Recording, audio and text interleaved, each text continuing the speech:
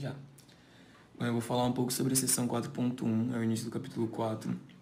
Então eu vou partir das considerações. As considerações são ρ e v constantes, assim como W1, W2 e W. Então, aplicando a minha conservação da massa, eu tenho que d de ρv dt é igual a W1, W2 menos W. Como meu ρ e v são constantes, eles vão a zero e eu fico com W é igual a W1 mais W2.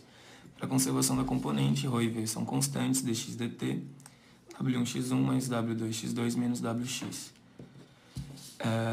No caso 1, x1 varia e x2 é constante. Então, em regime permanente, eu fico com o lado da derivada zero, W1x1, W2x2 menos WX. Nota que só x1 e x tem a barra em cima. Então, eu vou subtrair essa equação para a conservação da componente e eu fico com isso aqui, onde x1 menos x barra eu vou chamar de x1' e x menos x barra de x'. Esse termo aqui eu posso escrever dessa forma e abrindo eu tenho ρv dx dt e ρv dx barra dt. Como x barra é constante, também em regime permanente, ele vai a zero e x menos x barra eu defini como x', eu posso escrever esse termo como ρv dx' dt. Assim minha equação fica desta forma. E agora a minha condição inicial de x' de zero é zero. Com isso... Bom, esse é o exemplo 4.1 do Cyborg, no qual ele vai tratar do caso 1, onde vão ter duas entradas e apenas uma varia. Nesse caso, nesse exemplo, vão ter duas entradas, o W1 e o W2, onde vão ter a concentração x1, x2 e apenas vai ter uma saída, que é o W e o x.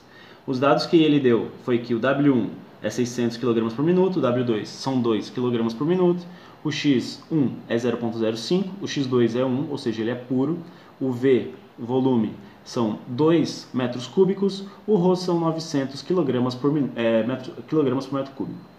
Na alternativa A, ele pede para calcular a concentração nominal de saída. Para isso, a gente vai utilizar o balanço de massa, onde é W igual a W1 mais W2. O W, aplicando os valores, W1 é 600, o W2 é 2, vai dar 602 kg por minuto. Pela conservação da componente, a gente tem que W vezes x é igual a W1, x1 mais W2, x2. Aplicando os valores, certo? Que ele deu todos nos dados, a gente vai ter o valor da concentração de saída, que é 0,053. Beleza. Agora, na alternativa B, a gente precisa utilizar, a gente vai calcular a partir que ocorra um step no x1. Vai acontecer um step que ele vai partir do 0,05 e vai finalizar em 0,75. E a gente vai ter que calcular uma x de t, ou seja, como que a nossa concentração final vai variar com o tempo. Para isso, a gente vai utilizar o modelo de função de transferência, onde a nossa função x' vai variar conforme o nosso x1' varia, certo? E isso, pelas equações, é k, uma constante, dividido por tal s mais 1. Beleza. Agora, como que a gente vai achar isso? Primeiramente, achando a equação de Laplace, certo? A gente precisa chegar no Laplace, nesse g de s. Pela conservação da massa, a gente tem que ρv dx é igual a W1 x1 mais W2 x2', x1' e x2' menos WX'. O x2' ele é zero. Por quê? Porque ele não varia, então ele não vai ter derivada, certo? Porque o nosso x2' é igual ao nosso x2 mais o nosso x2 barra. Só que o nosso x2 e o nosso x2 barra são iguais, então isso é menos, perdão. Então isso aqui é igual a zero. Beleza. Dessa forma, a gente vai ter que ρv. Eu só vou passar isso aqui, vou dividir tudo por w, então vai ficar ρv w dx dt igual a W1 x1' sobre W menos x'. Sabendo que, vamos lá, x1' é igual a x1 menos x1 barra, a gente vai achar o nosso x1', que é quanto que variou, beleza? O step que vai ter ocorrido. O x2' é zero, como eu já falei, e o x' é x menos x barra. Dessa forma, se a gente derivar os dois lados, a gente vai ter x' dt igual a xd dx sobre dt menos x barra dt. Só que como o x barra ele é constante, então ele é zero, ele vai zerar. Beleza, agora voltando, isso aqui foi para definir como a gente pode substituir o nosso dx dt por dx' dt. Beleza. E a gente já vai substituir isso aqui também por tal, né? Que é o nosso coeficiente de amortecimento. Beleza. Passando o x' para o outro lado, a gente vai ter tal vezes dx' dt mais x' igual a w1 sobre w vezes x1'. Certo? O x1' a gente já definiu aqui que ele é 0.025. Aplicando o Laplace, a gente vai chegar aqui, o Laplace de uma derivada, tirando o tal aqui, né, na frente, vai ser s vezes o Laplace de s menos o x de zero. O x de zero, o x' de zero. Se a gente for fazer x de zero, ele é igual ao x barra. Se a gente derivar isso aqui, nosso x' de zero vai ser igual a zero, porque o x barra não deriva, ele fica estático. Então ele vai ser igual a zero, logo isso zero.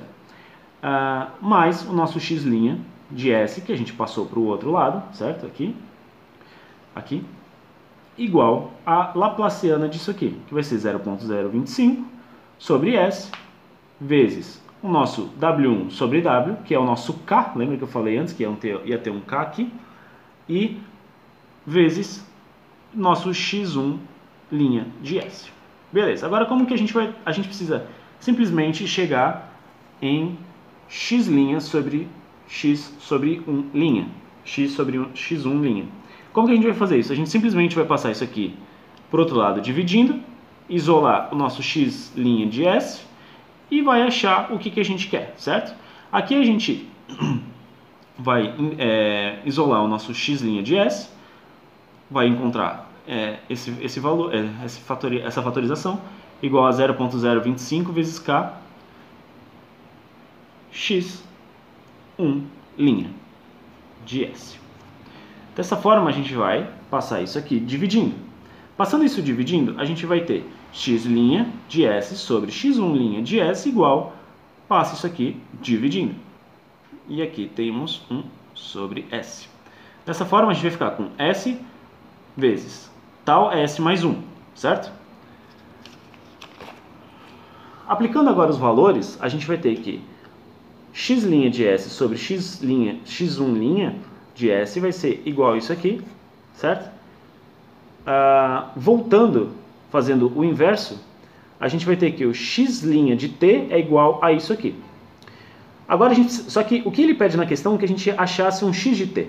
Como que a gente vai achar um x de t? A gente vai voltar para o que a gente fez antes, que era x' de t é igual a x de t menos x barra de t, certo? Só isolando o x de t, a gente vai ter x' de t mais x barra de t, somando os valores, certo?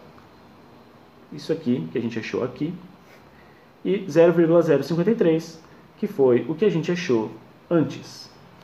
Logo, esse é o nosso x de t.